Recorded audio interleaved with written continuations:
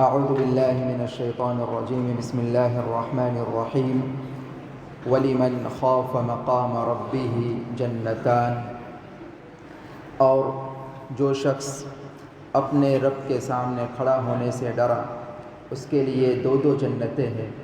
فَبِأَيِّ آلَاءِ رَبِّكُمَا تُكَذِّبَانِ، تو اے انسانوں اور جناتوں، تم اپنے رب کی کون کون سے نعمت کو جھٹلاؤ گے۔ سورہ رحمان کے پہلے رکوع میں دنیا کی نعمتوں کا تذکرہ تھا، دوسرے رکوع میں قیامت کا، جہنم اور اس کے عذاب کا ذکر تھا۔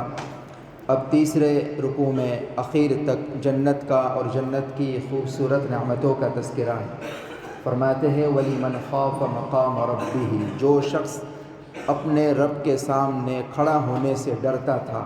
رب کے سامنے کھڑا ہونے کا مطلب یہ ہے کہ قیامت کے دن اللہ کے دربار میں اللہ کے سامنے کھڑا ہو کر رتی رتی کا اور پائی پائی کا اور زندگی بھر کے ہر چھوٹے بڑے عمل کا حساب دینا ہے، جواب دینا ہے۔ یہ احساس ہر وقت اس کے دل میں تھا اور یہ خوف اس کے دل میں تھا۔ جو اپنے رب کے سامنے کھڑا ہونے سے ڈرا، اس کا یہ مطلب ہے۔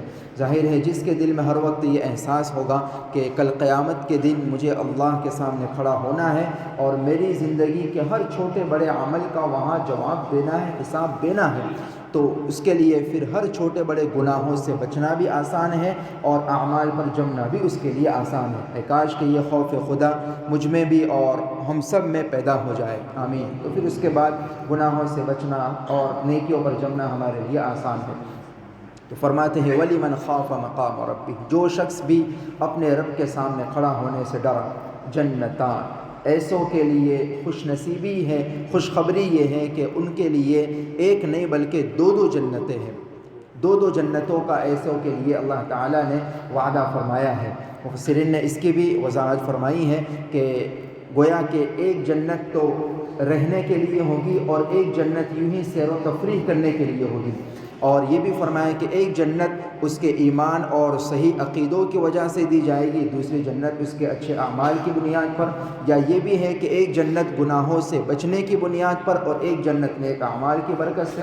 بہرحال ایسوں کے لیے دو جنتیں ہوگی۔